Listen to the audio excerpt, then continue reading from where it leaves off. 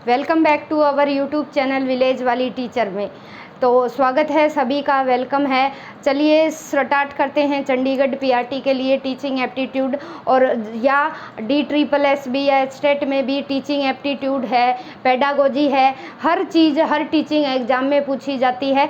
तो ज़रूरी नहीं है कि जो चंडीगढ़ पीआरटी को बेस मान के जो चीज़ें करवाई जा रही है, चाहे आप कोई भी टीचिंग एग्ज़ाम की तैयारी कर रहे हैं, तो ये सभी टेट्स एग्ज़ाम के लिए बेनिफिशियल होने वाली है ये क्लास।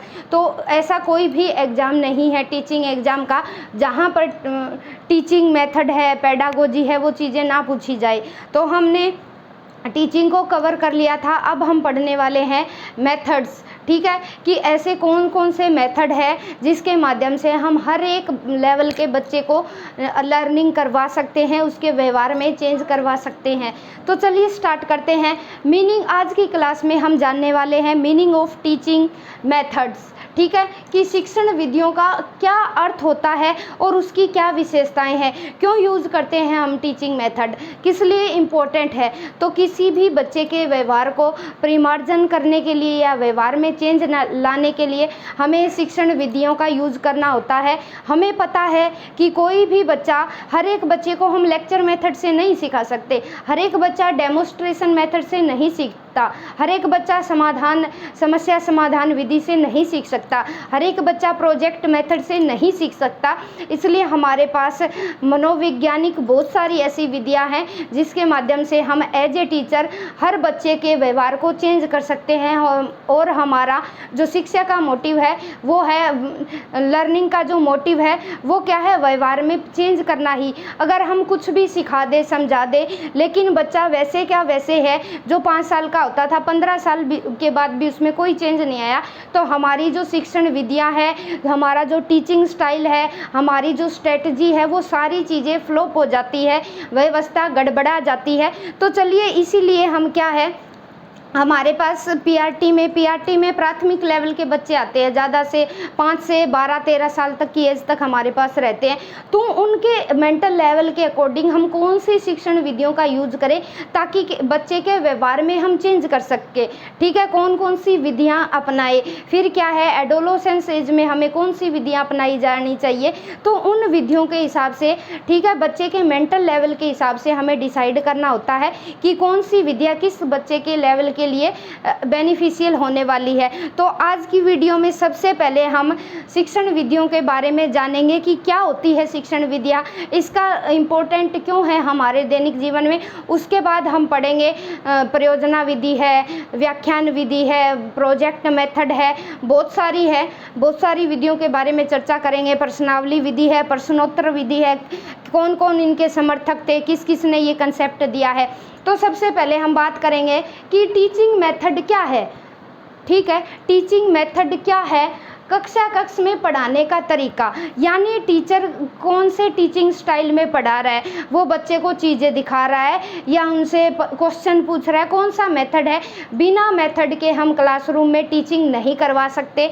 नंबर 1 बात, और वेरी वेरी इंपॉर्टेंट बात है, कक्ष में पढ़ाने का तरीका होता है भी टीचिंग मेथड। जैसे मैं आपको बता रही हूँ, एग्जाम्पल के माध्यम से बता रही हूँ, श्यामपट्ट का भी यूज़ कर रही हूँ, बोर्ड के माध्यम से भी बताया जा रहा है। लेक्चर मेथड का मैं ज़्यादा यूज कर रही हूँ, ठीक है, क्योंकि दिखाने के लिए मेरे पास अवेलेबल रिसोर्स नहीं है। तो कक्ष में पढ़ाने का तरीका होता है कि टीचर किस तरीके से पढ़ा रहा है और वो बच्चे का लेवल देखा जाता है। बिना विधि के शिक्षण नहीं हो सकता। अगर हमें टीचिंग करवानी है तो टीचर कोई ना कोई विधि का यूज करेगा ही करेगा। प्राचीन काल में सबसे ज़्यादा प्रचलन में विधि थी व्याख्यान विधि, यानी लेक्चर मेथड चलता था। टीचर जो ज्ञान है, टीचर के पास ज्ञान का भंडार होता था, वो स्टूडेंट को क्या है, किसी भी लेवल के बच्चे को वो उसमें ज्ञान डिस्ट्रीब्यूट कर देता था। बच्चे को क्वेश्चन पूछने की आज़ादी नहीं होती थी, क्योंकि उस टाइम तक साइकोलॉजिकल वे में एजुकेशन नहीं दी जाती थी। जैसे हमारी गुरुकुल प्रणाली होती थी, वहाँ लेक्चर मेथड और व्याख्यान विधि ही चलती थी। फिर क्या है, किसी विषय के ज्ञान को स्टूडेंट तक किस प्रकार पहुंचाए हमें, यानी कोई ना कोई तो व्हीकल होना चाहिए हमें। जैसे कहीं हमें जाना है, घर से स्कूल जाना है, तो या तो हम पैदल जाएंगे या हमारे पास बाइक है या गाड़ी है, तो कुछ ना कुछ तो साधन होना चाहिए। तो इसी तरह हम ज्ञान दे रहे हैं बच्चों को, तो हमारे पास कुछ ना कुछ ऐसा रिसोर्स होना चाहिए, कोई साधन होना चाहिए जिसके माध्यम से हम बच्चे को बता सके, लिख के बताएं, बोल के बताएं, क्वेश्चन पूछ के बताएं या चीज़ें दिखाएं कि व्हाट इज़ दिस। कुछ भी मेथड क्या है, किसी विषय के ज्ञान को स्टूडेंट तक किस प्रकार पहुंचाया जाए जिससे कि वे उस विषय के निर्धारित उद्देश्यों की प्राप्ति कर सके। हर विषय का कोई न कोई उद्देश्य होता है। मैथ हमारे जीवन में कैसे काम आएगा, हम आर्थिक मैनेजमेंट कैसे कर सकते हैं, अगर सोशल वैल्यू सिखाई जा रही है तो उसका क्या उद्देश्य है, ताकि बच्चा समाज में क्या है, एक सामाजिक नागरिक बन सके। अब पॉलिटिकल साइंस पढ़ाई जाती है तो क्या है, बच्चा एक अच्छा नागरिक बन सके, देश के बारे में जान सके। ज्योग्राफी पढ़ाई जाती है, भूगोल पढ़ाई जाती है, भारत की सीमा है, विदेश की सीमा है, समुद्री हमारे समुद्र, जितनी भी चीज़ें हैं, सी है, ओशियन है, कंटिनेंट है, ये पढ़ाना इनके माध्यम से ये है कि बच्चा क्या है, देश विदेश की जानकारी ले सके, ताकि वो जान सके और उसके आधार पर क्या है, कुछ नया चीज़ क्रिएट करके दिखाए। इसलिए तो ये जानकारी होती है। कोई भी सब्जेक्ट पढ़ाया जाए, साइंस पढ़ाई जा रही है, तो हर सब्जेक्ट के कुछ ना कुछ निर्धारित उद्देश्य होते हैं। निर्धारित उद्देश्यों की प्राप्ति अगर बच्चा कर पाता है तो उससे क्या होता है, वह पद्धति ही या वही तरीका शिक्षण विधि कहलाती है। क्या बताया कि किसी विषय के ज्ञान को स्टूडेंट तक किस प्रकार पहुंचाया जाए, वही मेथड है, वही शिक्षण विद्या है कि जिससे कि उस विषय के निर्धारित उद्देश्यों की प्राप्ति कर सके, वह पद्धति या तरीका ही शिक्षण विधि कहलाती है। ठीक है, नेक्स्ट आगे बढ़ेंगे कि ऐसा तरीका जिससे हम बच्चे के निर्धारित जो हमारे उद्देश्य हैं उनको अचीव कर पाए हम, वही पद्धति या तरीका ही शिक्षण विधि कहलाती है। इसके अंतर्गत विषय वस्तु की इस प्रकार प्रस्तुति की जाती है ताकि बच्चों का ज़्यादा से ज़्यादा मानसिक शक्तियों का विकास हो।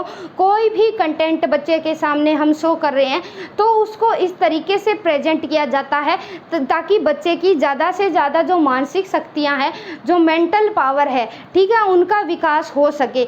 नंबर फिर क्या है आगे, गतिशील व सुनियोजित प्रक्रिया है, यानी चलती रहती है, एक जगह स्टॉप नहीं होगी। ये प्रमुख उद्देश्य क्या है इसका, व्यवहार में परिवर्तन करना, यानी व्यवहार में चेंज किया है तभी हमारी जो शिक्षण विधि है वो अच्छे से काम कर पाई है, नहीं तो नहीं कर पाई। पुरानी विधियों की बात करूं, मैंने व्याख्यान विधि यानी लेक्चर मेथड की बात करूं तो वो उसका मतलब क्या था कि बच्चे को ज़्यादा से ज़्यादा ज्ञान दे दो, ज्ञान दे दिया तो बच्चा अपने आप सर्वाइव कर लेगा, देश दुनिया के बारे में जान लेगा, अपने आप को जान लेगा। पहले गुरुकुल प्रणाली में ऐसे ही होता था, लेकिन आज का सीन बदल चुका है, आज का समय बदल चुका है। आज के समय में बच्चे को क्या है, भावनात्मक व क्रियात्मक पक्ष की जानकारी देना भी हमारा एजुकेशन का मोटिव हो चुका है, क्योंकि बच्चे का ऑल ओवर डेवलपमेंट करना है, सिर्फ ज्ञान देना ही नहीं है। मानसिक विकास तो हो जाएगा, बच्चा लर्निंग कर लेगा, फिजिकल एस्पेक्ट भी। अब कई बच्चे हैं जिनका पढ़ाई में इंटरेस्ट ही नहीं है, तो उन बच्चों के लिए क्या करें, भविष्य में क्या स्कोप होंगे उनके लिए। तो कुछ ऐसी चीज़ें बच्चों को सिखाई जाए, जैसे हस्तकला है, क्रियात्मक कोई खेल में बच्चे को आगे बढ़ा दिया जाए, तो हर फील्ड में आज की डेट में स्कोप है। तो उन बच्चों को क्या है जो पढ़ाई में ध्यान नहीं लगाते, हमें पता है पढ़ाई में 5 या 6% बच्चे इंटरेस्ट रखते हैं, बाकी बच्चे नहीं रखते, एवरेज होते हैं, उन्हें बस पासिंग मार्क्स चाहिए होते हैं। तो उन बच्चों को हम प्रतियोगी दौर में कैसे आगे लेके जाए, उनके भावनात्मक पक्ष का क्रिएट करेंगे, क्रियात्मक पक्ष को बढ़ावा देंगे, खेलों में लेके जाएंगे या हाथ की कोई चीज़ सिखाएंगे, ठीक है, इमोशंस की कोई चीज़ सिखा दी, ड्रामा वगैरह हो गया, तो कोई भी चीज़ है, डांस सिखा दिया उन्हें, तो ऐसी बहुत सारी चीज़ है, कॉमेडी हो गई, कॉमेडी भी भावनात्मक पक्ष से जुड़ती है।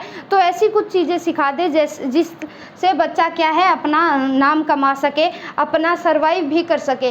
प्रत्येक शिक्षण विधि के कुछ स्टेप्स होते हैं भाई, कि पहले ऐसे होगा, उसके बाद नेक्स्ट लेवल ये आएगा। बिना स्टेप के कोई भी शिक्षण विधि नहीं हो सकती। इसके माध्यम से सीखने के उद्देश्यों को सरलता से प्राप्त किया जा सकता है। अगर हमें पता है कि हम लेक्चर मेथड का यूज़ कर रहे हैं तो बच्चे क्या है 100 की 100% चीज़ें नहीं समझ पाएंगे। ये लेक्चर विधि का एक दोष भी है। क्योंकि बच्चे को पूर्णतः अटेंशन नहीं होता, 2 मिनट बाद वो तीसरी मिनट में फिर से किसी दुनिया में खो रहा होता है। ये छोटे बच्चे की बात हो रही है, ठीक है। अभी उसके दिमाग में इतनी चीज़ें नहीं घर कर पाती क्योंकि उसका मेंटल लेवल छोटा सा है बेचारे का, तो वो कितनी चीज़ें समझेगा लेक्चर मेथड के हिसाब से ज़्यादा क्या है बच्चे को वहाँ चीज़ें दिखाई जाती है। लर्निंग बाय डूइंग सिखाया जाता है। प्लेवे मेथड का इस्तेमाल होता है, मोंटेसरी पद्धति है, किंडरगार्टन पद्धति है, तो उस तरीके से जैक्टोट विधि है, टुकड़ों को तोड़ तोड़ के, पेस्टालॉजी विधि है, उसके बारे में क्या है छोटे बच्चों को,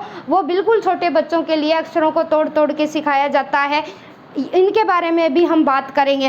अब इनके माध्यम से सीखने के उद्देश्यों को सरलता से प्राप्त किया जा सकता है, यानी इसीलिए हम टीचिंग विधियों का यूज़ करते हैं ताकि सरलता से हम प्राप्त कर सके किसी भी चीज़ को, ठीक है। ये बात हुई। अब क्या है 3 चीज़ें आती है हमारे जो टीचिंग मेथड है, हम व्हाट टू टीच, क्या पढ़ाना है, यानी क्या उद्देश्य है, कौन सी विषय वस्तु पढ़ा रहे हैं। 3 चीज़ें इसके अंडर आएगी, 3 चीज़ें आएगी।